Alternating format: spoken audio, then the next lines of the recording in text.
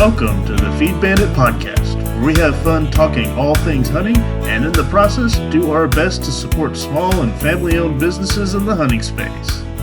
Here are your hosts and resident bandits, Jimmy Byrne and Richard Kinchlow. Howdy folks, and welcome back to the Feed Bandit Podcast. Jimmy here, along with my co-host and Axis Hunting Richard. How are you, sir? Well, don't worry. I'm doing fine first, but we didn't shoot any, but we saw a few and we drank some cold beer, so it was good. I'm good. All right. Well, I mean, I guess I kind of gave away what this episode is going to be about. I want to talk about the Axis hunt that I unfortunately missed this weekend, and then I guess we'll kind of wrap it up talking about Kacy. What do you think? Yeah, that works good for me, man. Appreciate it. Awesome. Okay, all right. So where do you want to start? Well, we can start, I think, with the recap of my little Axis adventure.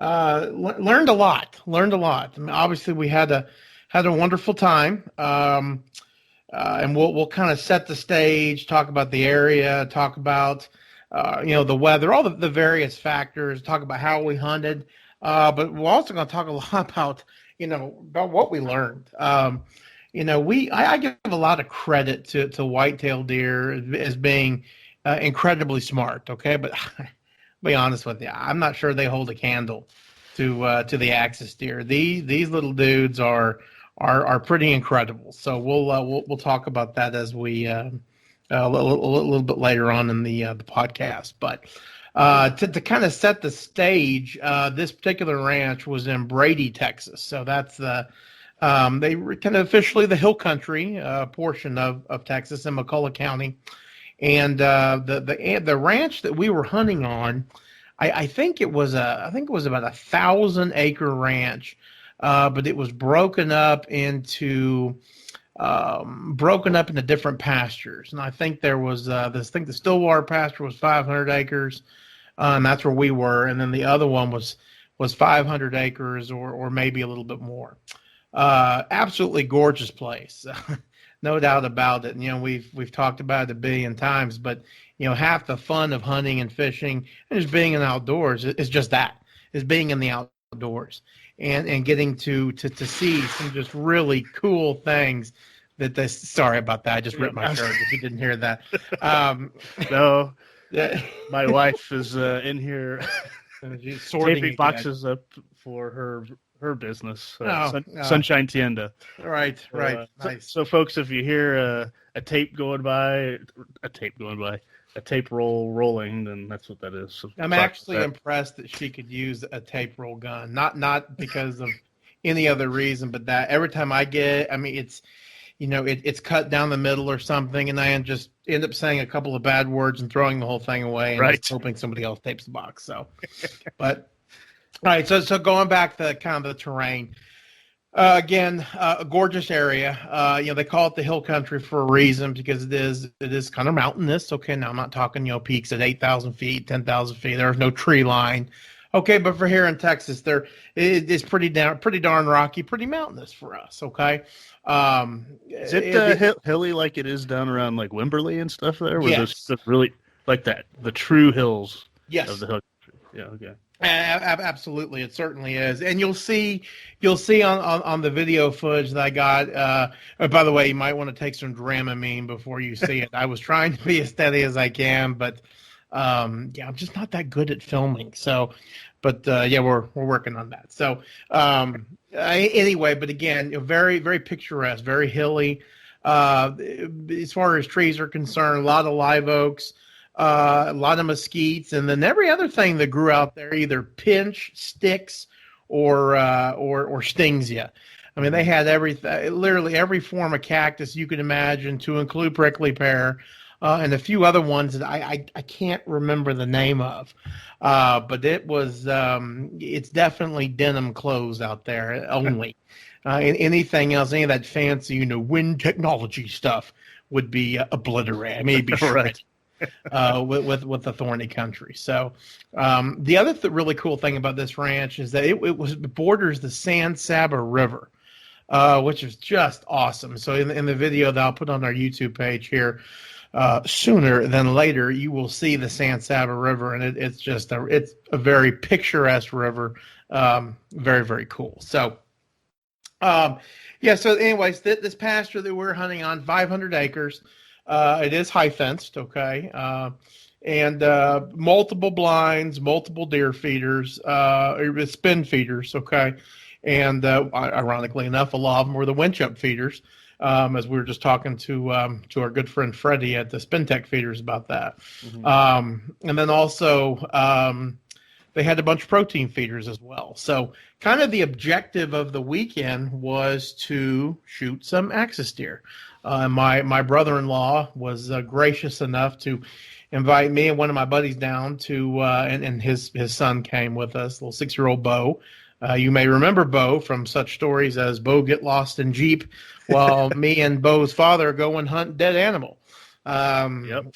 That same kid. So he's a trooper, and he's a lot of fun to have out there. So, but again, the objective was to go out there and try to harvest an axis doe and an axis buck. I taught Rich to hunt and put him on a lot of animals over the years, and he kind of wanted to repay me, which I am just incredibly, I'm very grateful for, that somebody would want to do that for me. But anyways, it was a super awesome time. So we went out there on a Thursday night, made the trek all the way from Dallas to, whoa, man, that was a good one.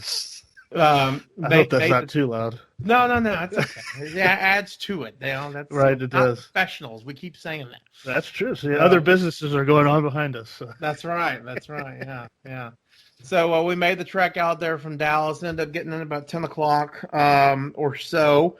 So the trip out there was really pretty. Took 20 down to I think it's a 183, and then went through Brownwood, and then went through Brady. The reason why I mention all this is talking about just a lot of towns that really depend on hunting, and it was really cool to see that. I've not been in these towns when it is hunting season, and being that it's February, it's kind of the end of it right now. But I'm sure they're just hustling and bustling when it comes to hunters and catering to hunters. There's lots of signs, welcome to Brady, Texas, and it's got these these big antlers and stuff. So that was just super, super cool to see. So Friday morning rolls around, and kind of the name of the game is safari type hunting. So for those of you that aren't familiar with that, safari style hunting, so long as you're off of a public roadway, you're basically hunting from the back of a vehicle. And you can a lot of the rigs in South Texas have these. You have these big high racks where you can actually drive the vehicle from up there, so on and so forth. So we've got something kind of similar to that we were hunting out of. And again, the thought was to wake up before the sunset and just kind of creep around in this Jeep and see if you can just catch these axis. The axis deer are herd animals. So they typically will hang out in herds. Okay, with the whitetails, you'll see 3 or 4 does together and fawns. You'll see, and then you'll see separately. You'll see a couple of bucks. But they really don't hang out together and kind of move together like that, right? Well, with the axis deer, they absolutely do that. So if you see one axis deer, chances are you're going to see the whole family. I mean, grandfather, grandmother, babies. I mean, the whole lot. So again, kind of the thought is to creep around, see if we can catch one out in the open. So, we did just that. We started to creep around, and, again, just got to see beautiful country. In fact, I was pretty much distracted looking at everything else, but for deer, and saw a lot of white-tailed deer, ended up seeing a scimitar oryx. Really? Which if you've never seen one of those, it's just unbelievable, unbelievably beautiful. But, what did the whitetail look like? Any nice bucks? We did see quite a few bucks. At least I think Ty did. I did not. There were some really big bodies on them, not your typical hill country deer. And we found out later from one of the owners that they do have some genetics in there. So that would kind of explain kind of why the bodies are a little bit bigger. But we didn't see any 280 class deer or anything of that nature. But so really, in the first morning didn't yield any any successes. So the evening rolled around, and we decided to kind of try it out a little bit different. We thought, well, we knew that these axis deer are again smarter than the average deer. So we thought to ourselves, okay, what are we going to do strategy wise here to see if we can get on one of these things? Well, this terrain, that's something I didn't talk about. I talked a little bit about what makes the terrain, but it was thick as hell. Just put it that way. I mean, this brush was unbelievable, and an animal gets 5 yards into it's gone. It is gone, and you will not see it. And there were not a lot of vistas that you could park on, and kind of look over. There weren't a lot of straight roads, that you could sit on and hope to catch them coming by. So what we did was we decided to kind of change it up. We talked to one of the head guides there, and a gentleman by the name of Pancho. And nice. Pancho recommended that we go to this particular blind, so we put Ty and Bo in that blind, and Rich and I went and drove around the Jeep. And kind of the thought was, maybe we'll, if we do run to some axis, maybe we can potentially push one to them or something of that. Mm-hmm. Well, with that country like that, I guess you had to be ready to shoot pretty quick. No doubt. Yes, that's absolutely correct. So, so we were. My right arm was sore from holding my rifle, and our rifle's not heavy, but I was just holding on to it so long. So that night, we got underway, and Tyson actually had a bunch of deer. He had a bunch of whitetails, had quite a few whitetail bucks and does. Rich and I kind of decided again just to creep around, but he also purchased what's called, I think it's called the Easy Axis Call, and it's actually made by a guy here. I think he's out in the Braunfels. In fact, I actually sent him an email. I'd like to get him onto the podcast because he has just a really cool idea. Axis deer, a lot like elk, are pretty vocal. And I've heard a lot of really good things about this call. So we ended up getting the call about a day before we went out there. So we didn't have a lot of practice, but we sure as heck had a lot of fun playing with it. I've actually got some video of it. It probably doesn't sound like it needs to be, but again, with a little bit of practice. In fact, by the end of the weekend, Rich was pretty proficient at it. So we tried to use that and didn't have a lot of luck, but again, we weren't hearing a lot of axis either. Typically when the axis are kind of in their rutting phase, they'll bellow a lot. They're very vocal, so they're kind of like elk. Except, do they have a rut, or do they just kind of go all year? They do, but it's at different times. Depending on, I think, depending on the herd, really. Is from what I've heard. I know at the Rancho Bandito, they're I think like June or July is when I hear their bellowing when they kind of go into it, which is, talk about a terrible time to be in the rut. Oh my God. Right. We could have picked a worse time, but a little hot. Yeah, a little hot. Can we just rut in the morning or when it's dark, because it's really hot out here. So anyways, Rich and I drove around that night, and I didn't have a lot of luck. Had a lot of fun, of course. Just gorgeous weather. It was overcast and probably 60 something of that nature. Tyson, on the other hand, shook the fillings out of everybody's teeth on that property when his 7-mag howitzer went off, and he managed to separate the face of a gray fox from its body. So Tyson put down a gray fox. Never shot one of those before. People will say, "Oh, what's a gray fox going to do?" Well, gray fox is not going to take down a mature whitetail. Would they go after a newborn fawn? Probably. Would they go after a turkey eggs? Absolutely. Quail eggs? Absolutely. So, again, we've talked about the predators and how you're never going to thin them all out, but it's okay to take a few. So Tyson took one. He's actually, much to his wife's delight, talking about trying to do the tanning himself. So. Oh, really? So yeah, he took the. Oh yeah. He put the fox in the freezer, and then it's exciting. So that's great. I can't wait to hear how that goes. Oh God, I know. I might bring some audio recording equipment. Right. So that'll be interesting. So Anyway, so that was a wrap on Friday. Saturday rolls around, and it's kind of the same as Friday. Still just kind of trying to do the same thing. One thing I did forget to mention: Friday we did see one axis deer. Okay. Actually, I lied. Tyson, between the morning hunt on Friday and Saturday, him and Bo were walking around, and they did see a single axis deer. And they saw that axis deer for less than a second, and then said axis deer ran off to the next county. So they did get to see one. We may have had an unconfirmed sighting that morning. There was a flash that came by. Could have been an axis, probably was a whitetail.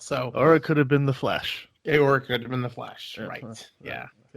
Anyway, comic books, whatever.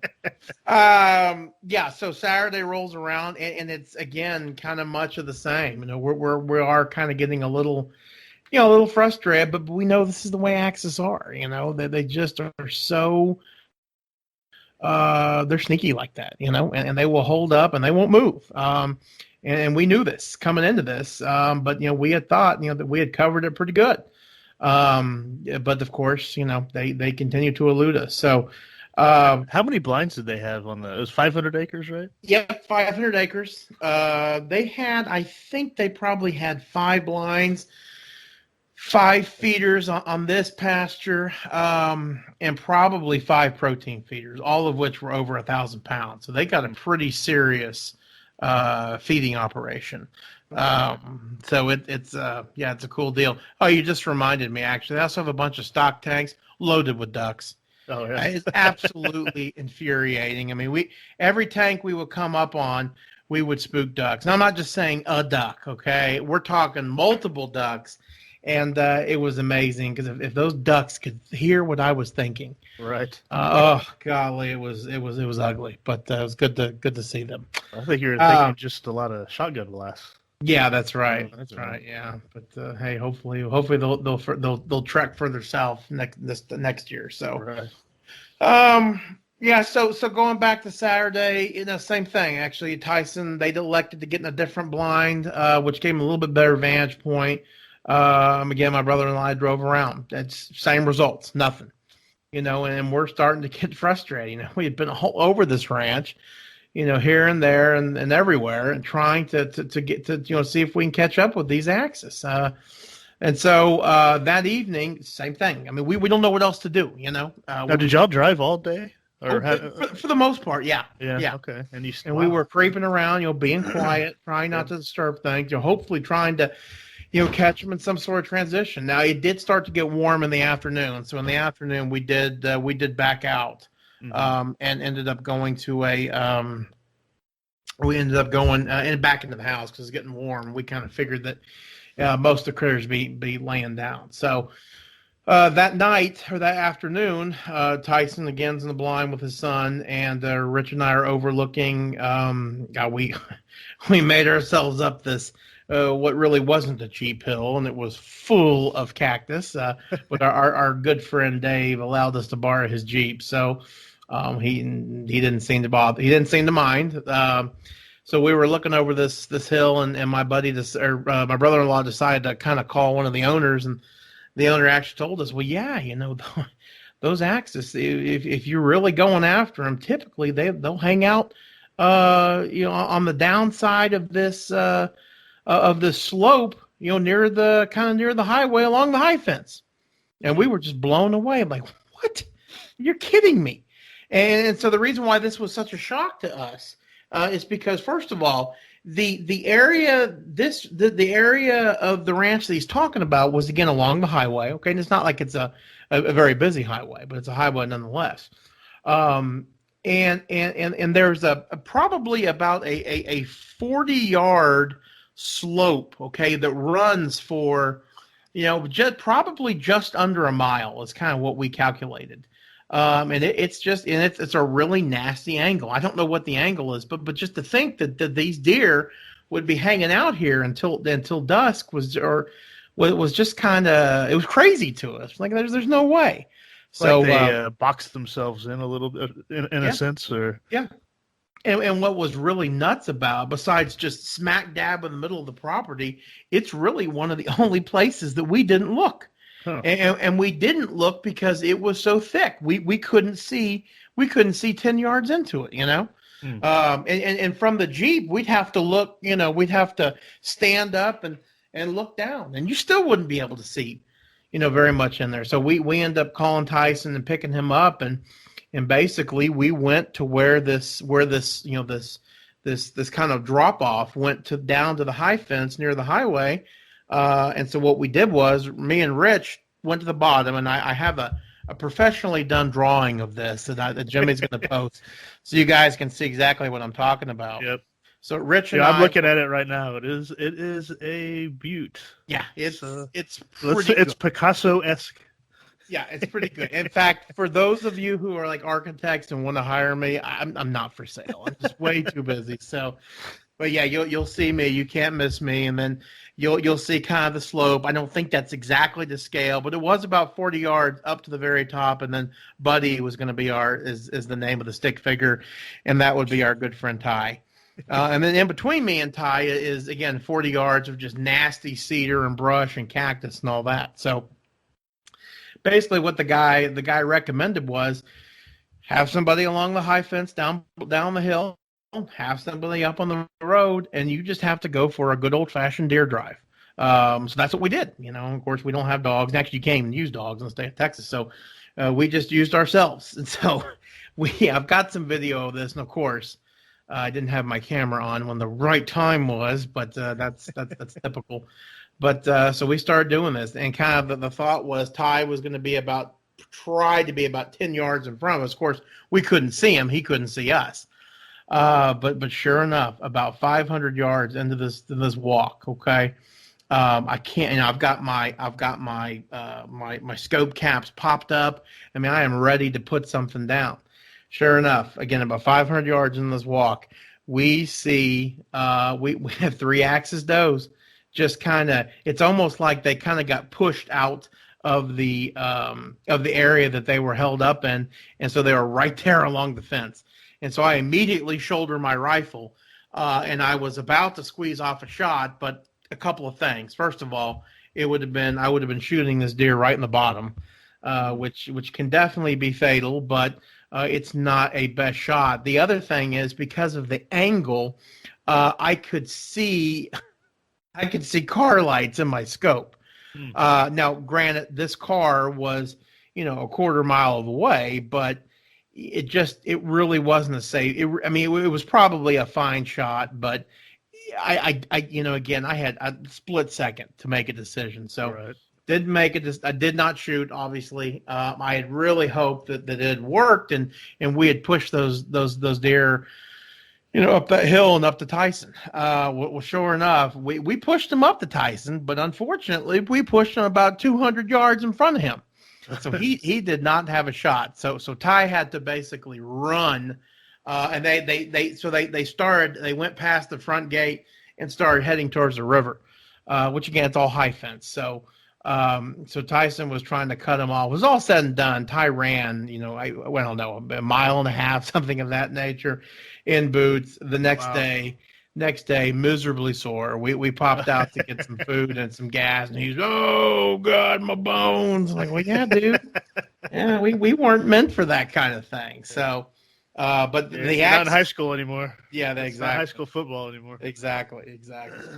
So, but the Axis drive of 2019 failed, but we learned a lot. Again, these Axis deer, they're very smart. They are very, very, very smart. And if any of you out there that are going on an Axis deer hunt at a particular ranch, I would really ask. I would really ask, you know, hey, are these deer hitting the feeders? You know, they out there in the open? You know, what's the deal? Because, you know, the Axis deer at Rancho Bandito, they are they don't hit corn feeders as we've talked about, but they hit protein feeders, you know. So you really kind of want to know. What did they say about down there? What's that? What did they say about it down at that place? There, they said that they'll hit the protein feeders when they're full. We didn't have the protein feeders weren't full yet. and they didn't keep them full. They fill them up actually this week. Funny enough, because this is the last week they do exotic hunts until their little lease season starts over again, which I think is like in September, something of that nature. So, but he says they're mostly nocturnal. So I think it's important if you're going to go on really on any hunt. It's actually a good thought. Ask about the deer behavior. Don't just assume that they're going to be at a feeder. Don't just assume that they're going to be, this and that's, because if I had been more prepared, and had we had known that we were going to have to spot and stalk them, I probably would have bought some sort of shooting stick with me. Now again, I wouldn't have ever used it, but if I would have had a shot, sure as heck would have helped. So I think that's a good tip. I also think that this trip really kills the whole concept of, the high fence is sure unfair. It's like shooting fish in a barrel. Are you kidding me? Right. Are you kidding me? There could have been 400 axis deer in there, and we would have seen one of them. They're a hell of a lot smarter than we are. Okay. Now, you put 20 axis deer in a 10-acre pen. Yeah, no, that's not cool. That's unfair, no doubt. Or a 10-acre pen in a totally flat land with no trees or anything. Yeah, exactly. So, if you were hunting axis deer on the moon, right. that would probably Right. not be very much fun. Okay, but 500 acres, 400-acre pasture, high fenced or not, that's tough. That is tough. All right, these deer aren't just gonna lay down and die. It was definitely a challenge, and it also I think really puts down the whole concept of the feeders. These axis deer weren't going to the feeders. Okay, so we were out there spotting and stalking. Well, hold on. You guys are hunting over feeders, and it was high fence, 500 acres. Oh my God! I guess you don't pay taxes either. You're just a huge cheater, right? That would be nice. Yeah, well, right, sure. So, but again, it's just proof that feeders. Feeders can obviously help, but they're not the answer all the time. High fences are nice, but sometimes they'll bite you in the butt too. So, no, it was a really fun weekend overall. Again, got lots of good video and I learned a lot. They're definitely a delicious target, but it's not easy. Not easy. Well, and that just kind of adds to the allure, I think, of the axis. See, if you were able to go out there and shoot one like right at the beginning, right? Right. You'll still love the meat and everything. But now, if you go on another axis hunt, you'll just appreciate it even more. Yep, absolutely. That meat will taste that much better. No, there's that is absolutely true. Yep. Yeah. So that was it. Again, didn't shoot anything, but had a great time. Cooked a lot of food. We had steaks and quail over mesquite fire, which is it's just second to none. If you can get real mesquite wood, which of course in Texas we have so much of it, but it's a lot of fun to cook over. So with pretty stars and a handful of cocktails and just a lot of laughing, and it was a good time. That's awesome. Yep, that's awesome. And in the end, even if you don't shoot anything, the hunting trip is always fun. The funny stories, the laughs. Oh, for sure. Whatever else goes on. So for sure, making memories. Yep. There you go. There you go. Well, you want to give people a little preview of the hunt we're going on in a couple weeks? Yeah. So we're going to be going out to the Rough Creek Lodge. I asked Santa Claus for a half day mixed bag bird hunt, upland bird. So we're going to be on the Rough Creek Lodge here, I guess, in the weekend. Be me and maybe a handful of other guys, and looking forward to that. Going to do some upland bird hunting, and we'll be getting some good video, and maybe we'll be able to interview somebody. I don't know. Well, that'd be fun. That'd be fun. Yeah. So I'm excited for that. I finally get to. I feel like we've talked about a couple of hunts lately, and I'm just on the other side listening. Yeah. So I'm looking forward to being part of another one this time. Well, and the other thing we're going to do while we're out there is we are going to we're going to be doing what we always preach. We're going to be out there filling up feeders. Yep. Going to be putting some mineral out, things of that nature. So we hope to get some good footage while we're out there. All right. Awesome. Well, that'll be fun. Looking forward to it. No doubt.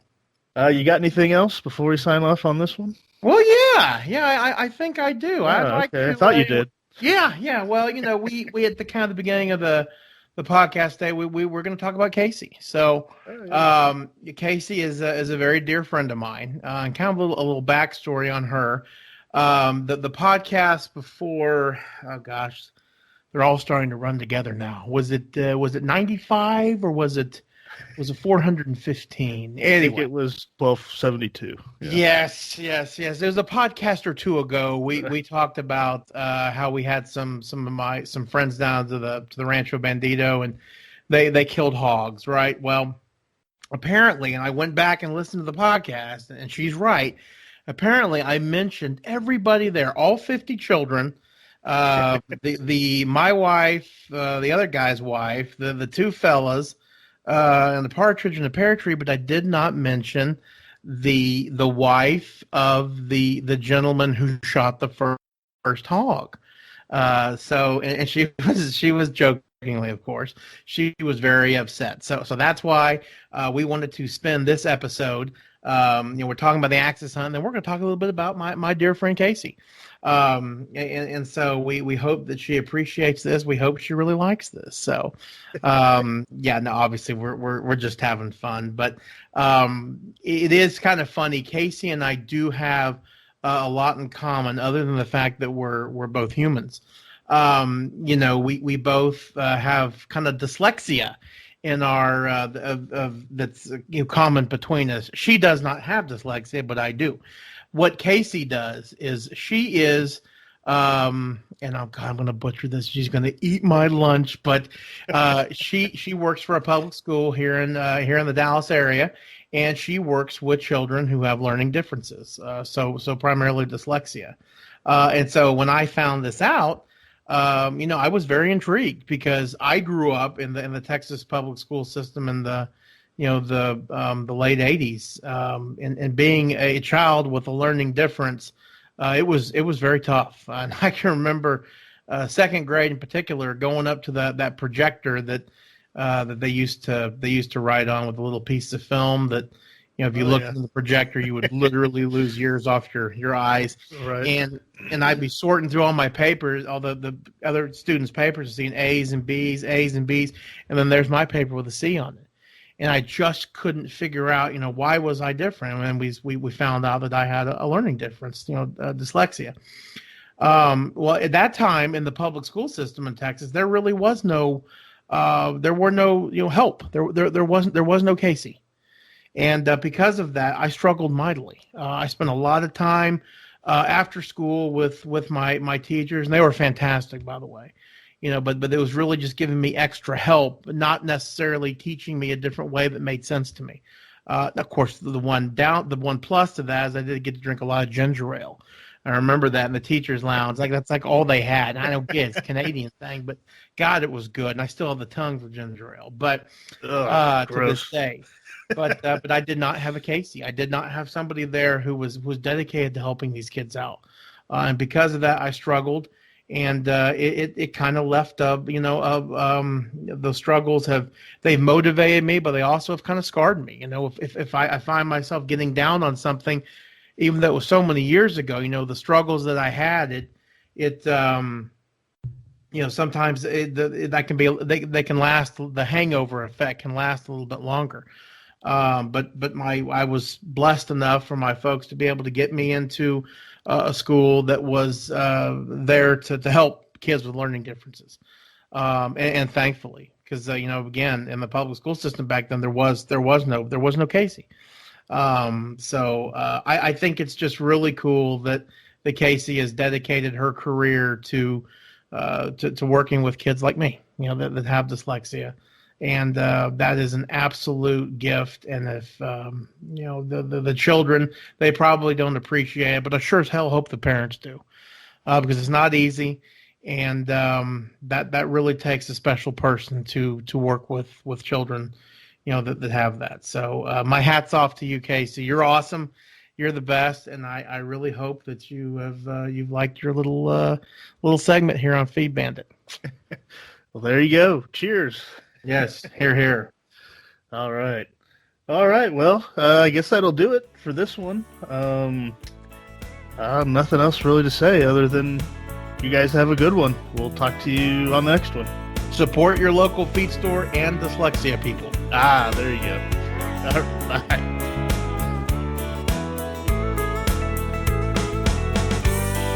Thanks for listening to the Feed Bandit podcast.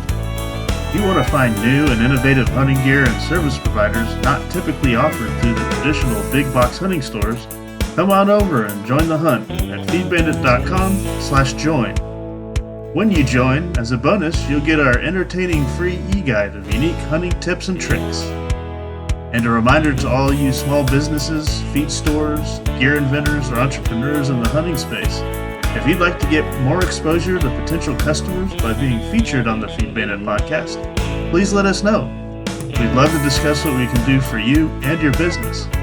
Go to feedbandit.com/promote. We hope you enjoyed this episode. If you did, please give us a rating and review on iTunes, as it would really help us out. Go to feedbandit.com/iTunes. Thanks everyone for listening. Until next time, please remember to support your local feed store.